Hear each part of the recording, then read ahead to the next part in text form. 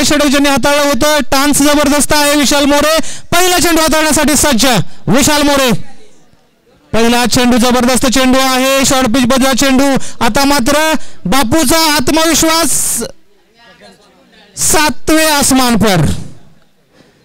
आणि जेव्हा फलंदाजी चांगली होते गोलंदाजी देखील निश्चितच कॉन्फिडन्स येतो. पहिला चेंडू निर्धाव हाताळला. रोहन यांच्याकडे क्षमता आहे. स्लोअर वन केलाय. जबरदस्त गती परिवर्तन. चेंडू जातोय डीच्या क्षेत्रामध्ये. पंच डिक्लेअर आहे नाही धाव. पंच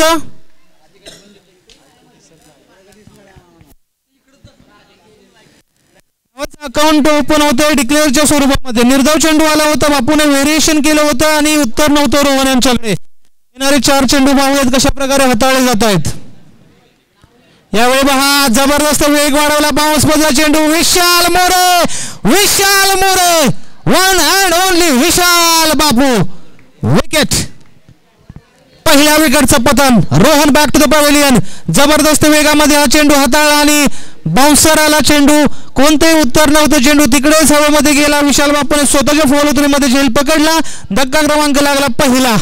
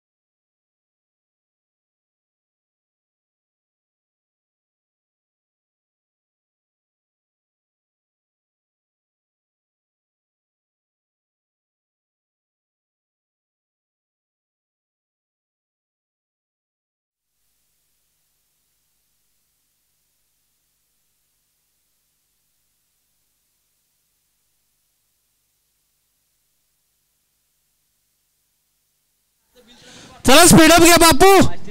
अनिकेत लक्ष द्या ना यार. लक्ष द्या ना यार प्लीज. चला नितीन दादा फलंदाजीसाठी लेफ्ट हँड बॅटर. नितीन दादा यांचा फटका बसला. चेंडू आहे हवेमध्ये. क्षेत्ररक्षक धावतायत. अप्रतिम झेल सोडलेला आहे.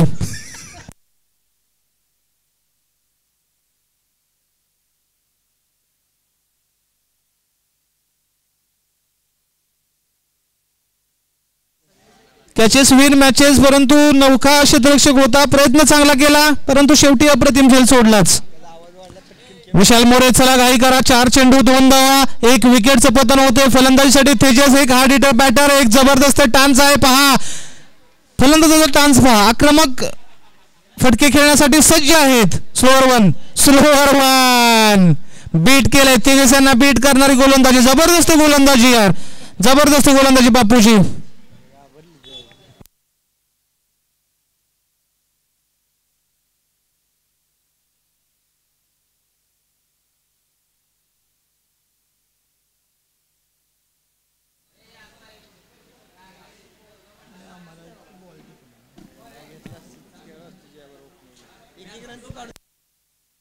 शेवटचा चेंडू.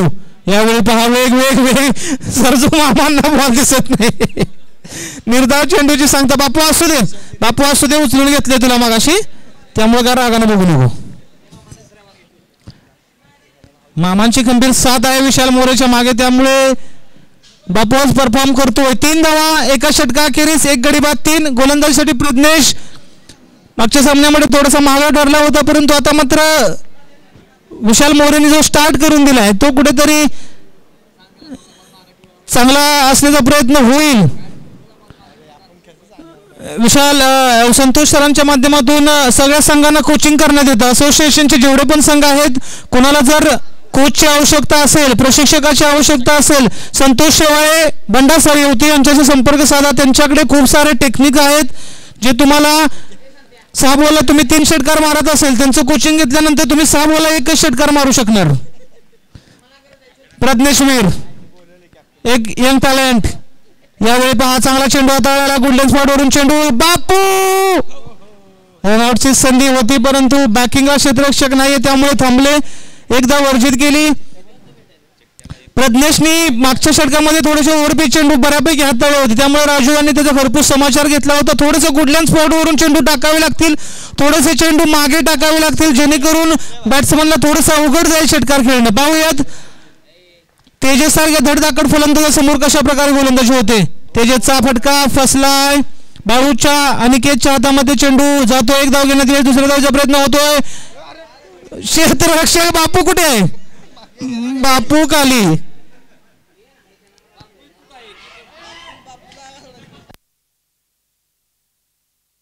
तीन धावा या चेंडूवरती.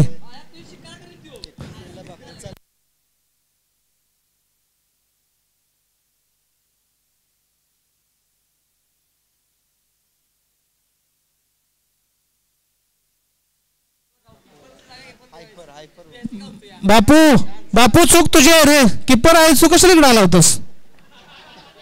नाही रे. वाह वाह वे, क्या बात है, क्या बात है प्रज्ञेश्वर. वय वर्ष अवघं 20, परंतु एखाद्या मोठ्या चांगल्या खेळाडूंना लाजवेल असा गोलंदाजी. 18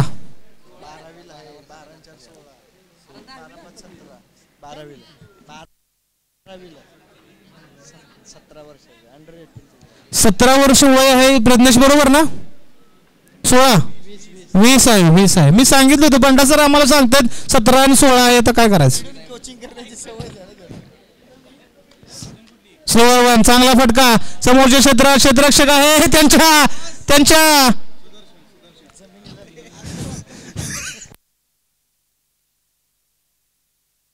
चौकार.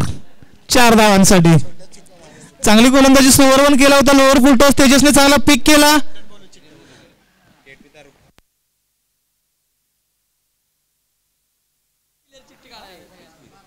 बारा धावा फलकावरती पूर्णपणे थांबवलेला आहे, परंतु तेजस जोपर्यंत मैदानाच्या आतमध्ये आहे 2-3 मोठे फटके येऊ शकतात. अजूनही शेवटचं षटक बाकी आहे. तेजसचा चांगला चेंडू, अजून एक ब्लॉकवरचा चेंडू. कौतुक असेल प्रज्ञेश. मामा मामा मामा तिकडे गडी पडलेला आहे. 2 धावा, 14 धावा फलकावरती. चला कॅप्टन्स कॉल देतो. लवस्टार आहेत, तारुक आहे. 600 रुपये कॅप्टन या. शुभम उठायला किती वेळ लागेल? सुदर्शन शेवावाडी पहिल्यांदा अंतिम 5 मध्ये, आणि विजेता संघाची देखील इकडे चिठ्ठी टाकलेली आहे. प्रज्ञेश पुढचा चेंडू उसळी मिळाली जास्त, वाईडचा इशारा येतोय पंचांचा आव्हान, तर स्वरूपात 1 धाव मिळेल. 1 बाउंस वॉर्निंग येते, 1 फॉर दी ओव्हरची वॉर्निंग येते. 15 धावा फलकावरती.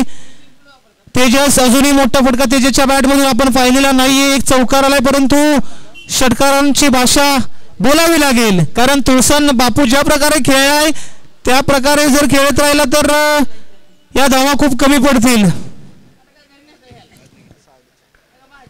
वाह क्या बात है. लोअर फुल टॉस, कोणतंही उत्तर नाहीये.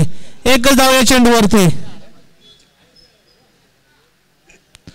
2 षटका अखेरीस 16, 1 बाद 16. शुभम चिठ्ठी टाकायची नाही तुमची? मंगेश आले, सुदर्शनला पाठवा. 16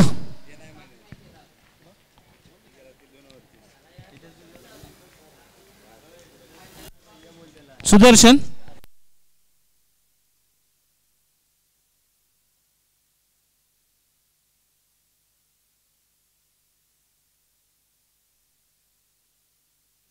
सुदर्शन शेवाळे आपला कॅप्टन. इथं ना.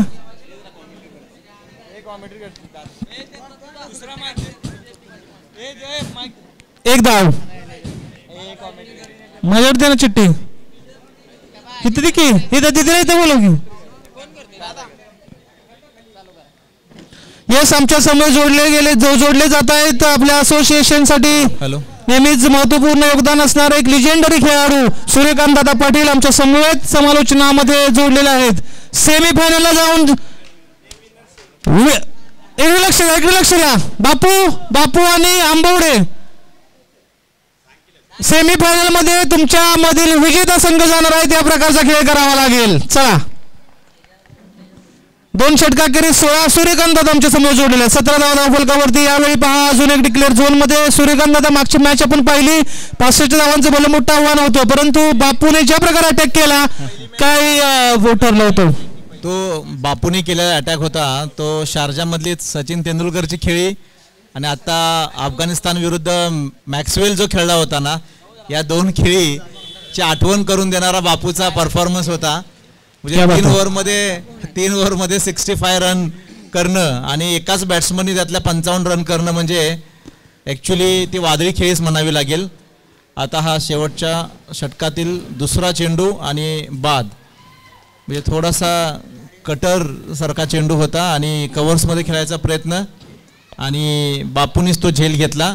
मला वाटतं मॅन ऑफ द सिरीजचा प्रबळ दावेदार बापूच असावा निश्चितच, परंतु गेम आपला खेळावरती लक्ष द्यावे लागेल. Man of the series batsman या गोष्टीकडे लक्ष न देता बापूने सांघिक खेळ करून आपल्या संघाला अंतिम 3 मध्ये तर निश्चित विजयी संघासाठी एक महत्वपूर्ण बाब झालेली आहे, ती म्हणजे चिठ्ठी निघालेली आहे. त्यामुळे ही मॅच जिंकून अंतिम 3 मध्ये तो पोहोचू शकतो.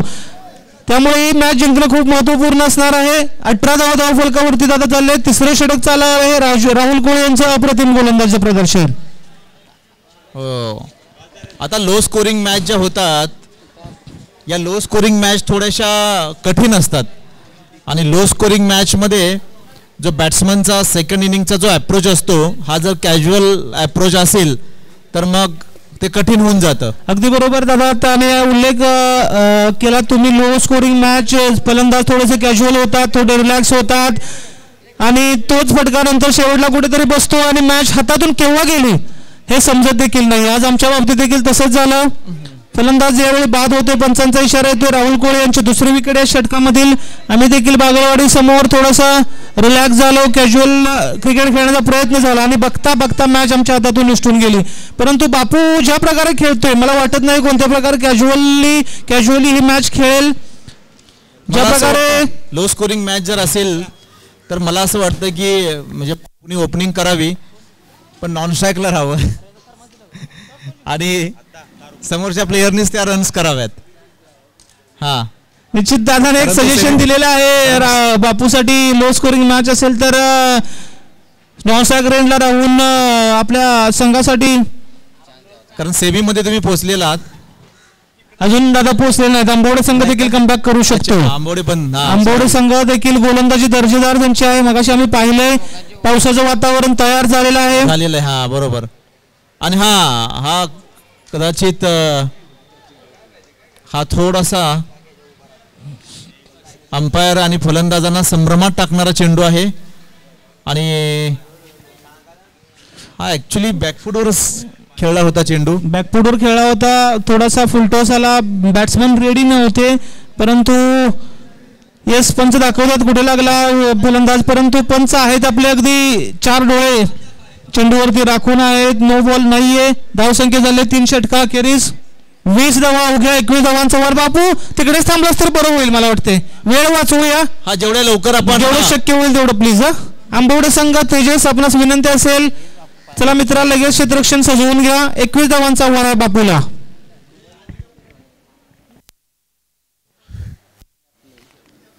आता रोहित, हा एक विषय थोडा कठीण आहे की आपल्या सर्व कराड असोसिएशनच्या ज्या टीम आहेत या टीममध्ये 2, 3, 4 असे प्लेयर खूप चांगले आहेत, पण आता मिडल ऑर्डर आणि जे बॉलिंग लाईनअप जी आहे ती बऱ्याचशा टीमची चांगली इम्प्रूव्ह होते. आता बरेच वर्ष ते खेळत आहेत आणि पराभव किंवा जय पराजय हा होतच असतो, पण शिकणं खूप चांगलं शिकतायत मुलं.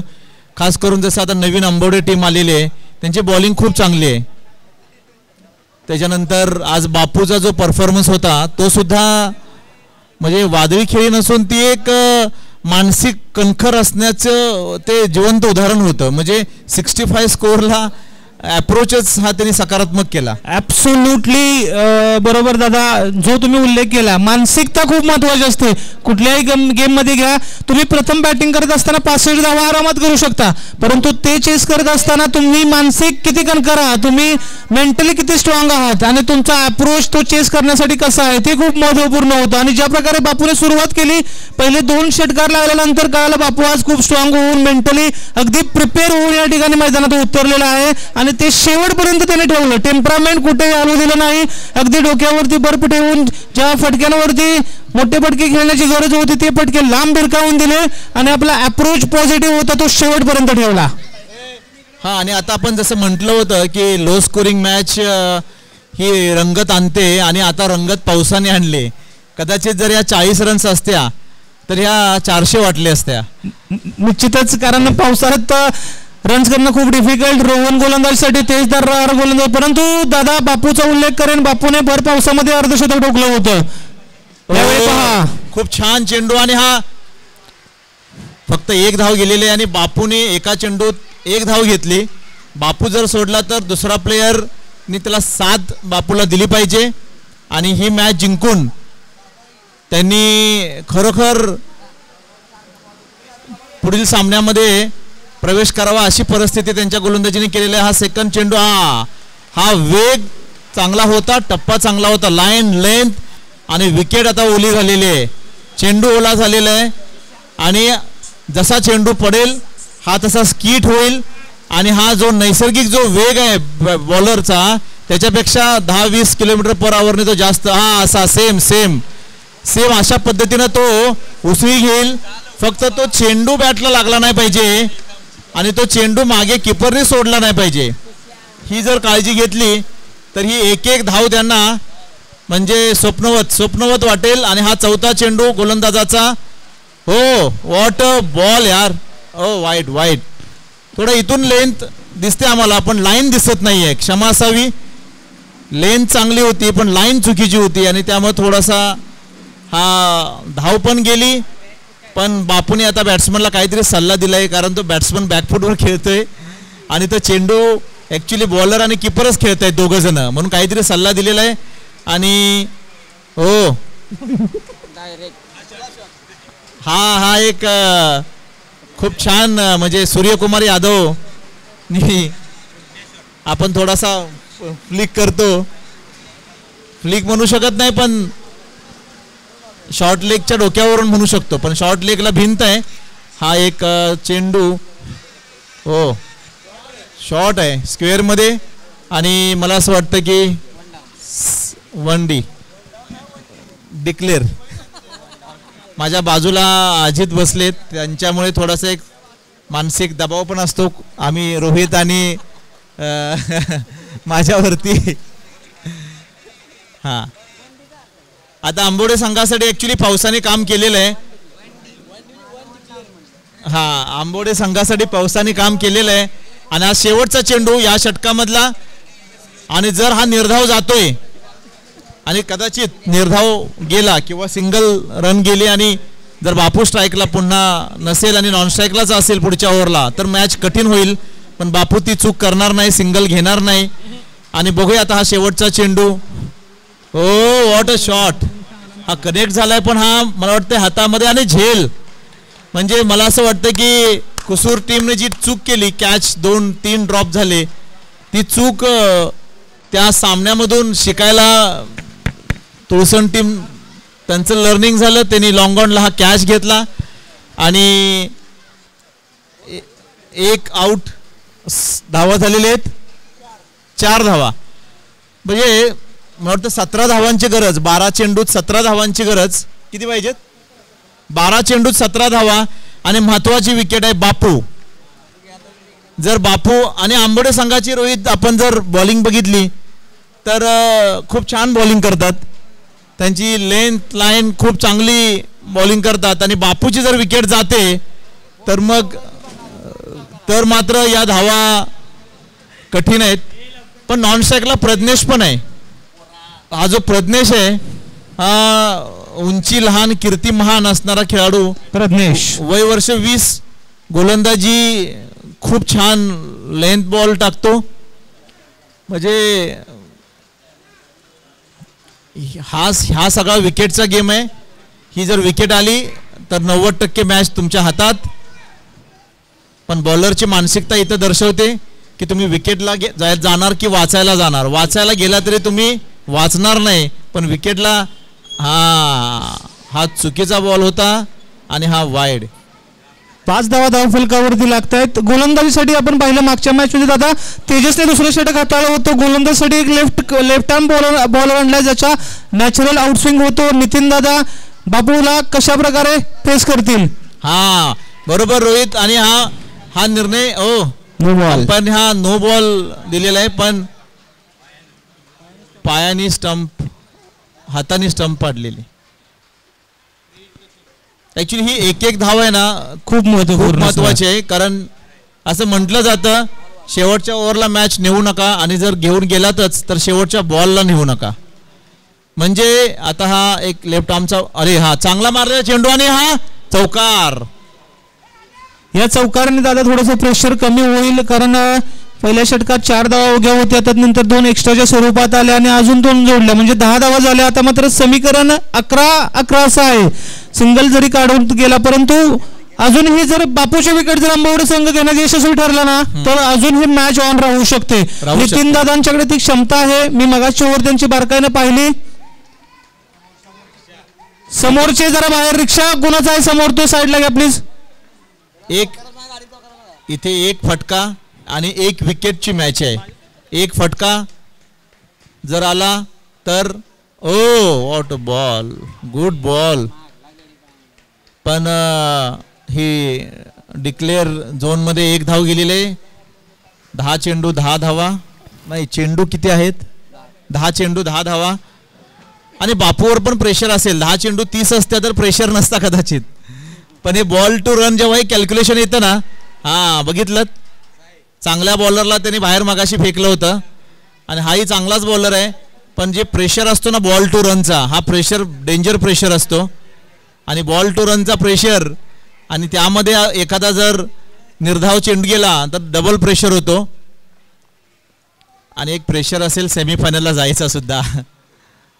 ही चूक. White ball. एक तर लाईन चुकीची आहे आणि लेन पण चुकीची आहे.